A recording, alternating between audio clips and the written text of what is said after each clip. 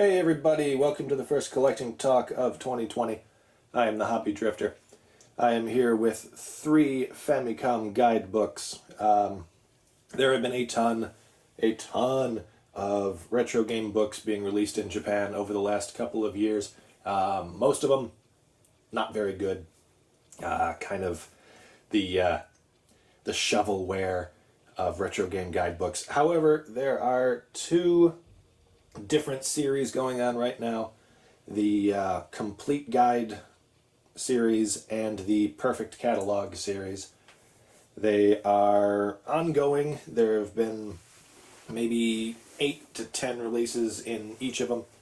And as of right now, as of the first week of 2020, there are 3 different excellent Famicom guidebooks out for your reading and collecting pleasure. Now for me, living in Tokyo, it's not a big deal to stop at one of the many bookstores between my home and my office and just snap them up off the shelf.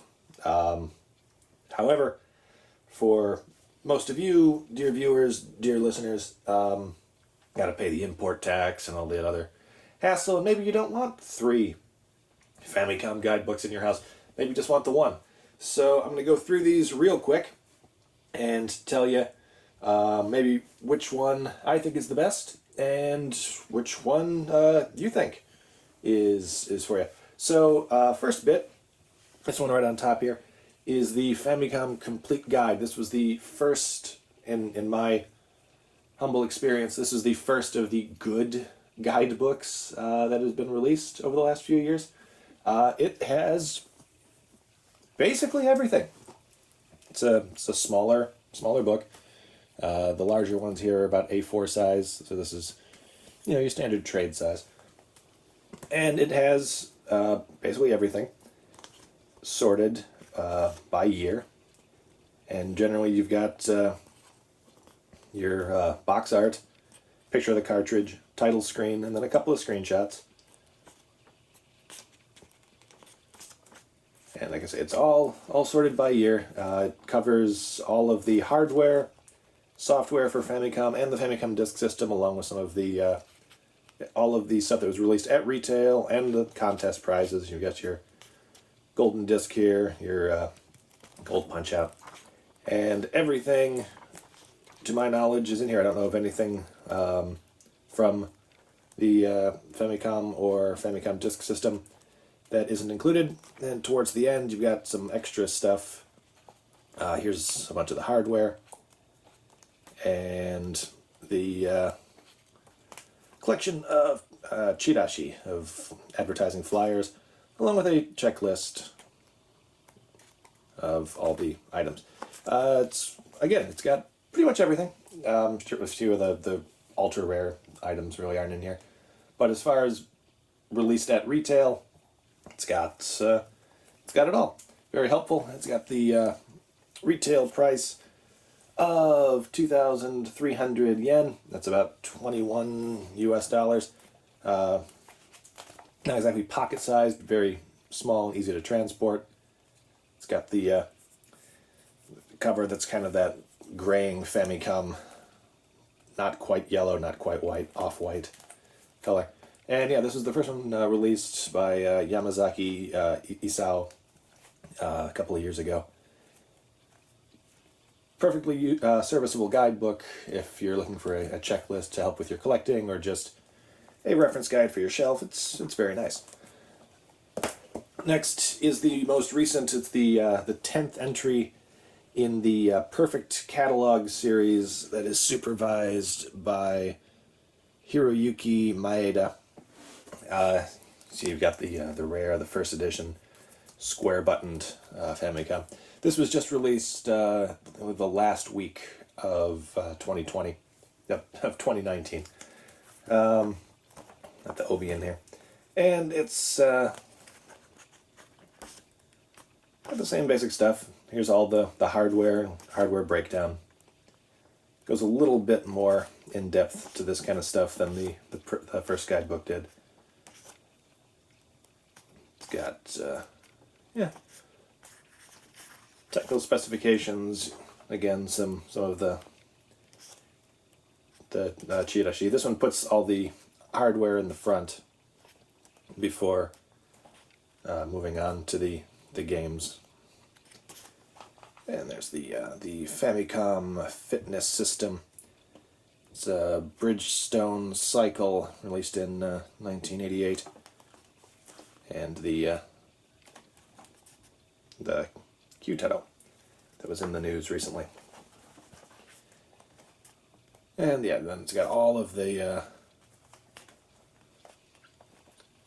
different hardware you could pick up, how it was released abroad as well as in other countries. And then yeah, you got games released by date. And this one has the regular Famicom games and the Disk System games mixed in together by date. And this one gives you the box art or the disc art, title screen, and one screenshot, along with a very short write-up of each game up through 1994.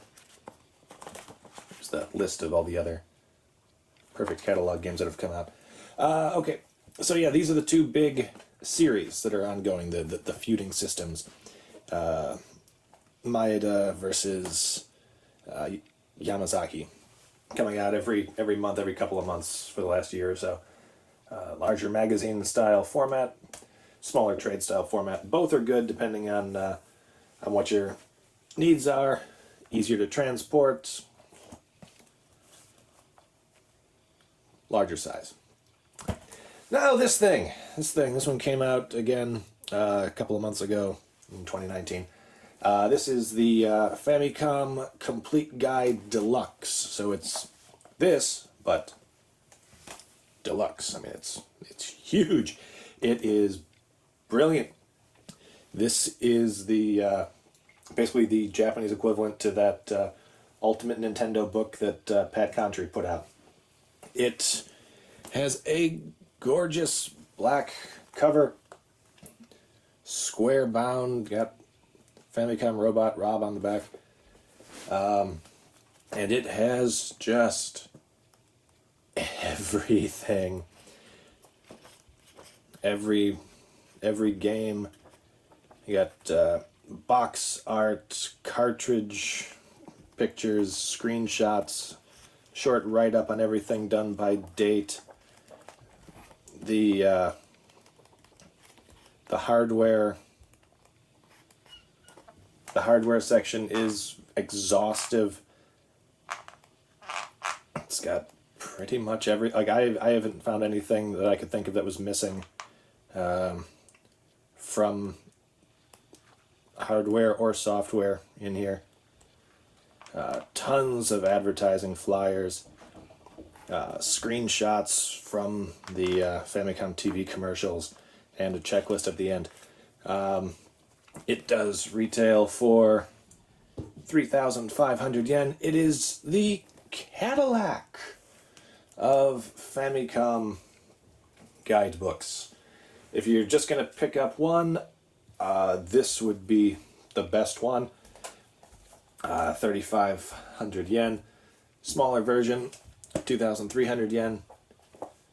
Magazine size thing, 2,500 yen. So there you go.